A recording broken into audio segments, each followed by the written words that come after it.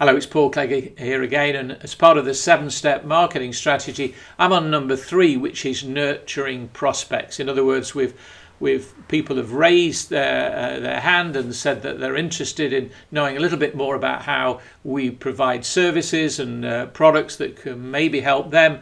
We've opened up a dialogue in some way that they've opted into, agreed to receive, and now it's a case of giving value. You see, when we go on the internet, we go in for information. It's a source of information. So going into hard sell straight off, it might work in some quarters, but in my experience, it usually works after a period of time. 82% of all business is generated after this 7th touch. So the whole nurturing process has to be carefully worked out.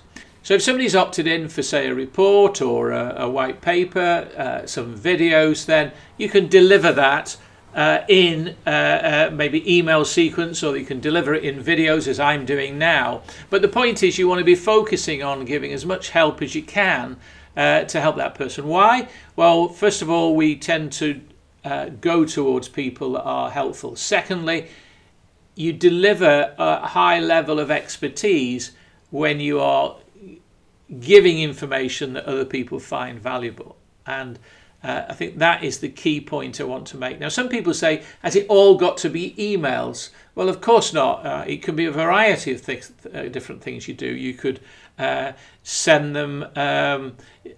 You could send them a book by post. You could actually send them a printed report by post. You can naturally email. You can send them to a webinar. You can send them to a video. You can have them subscribe to audio. It's people nowadays get information the way they want to receive information. So and very often, for instance, this particular video, I'm extracting the audio from it, and it is available as a podcast, or will be available. It depends when you're looking at this particular video. So there's different ways in which you can do that. But nurturing and remembering that if you can measure who's watching what, you can know.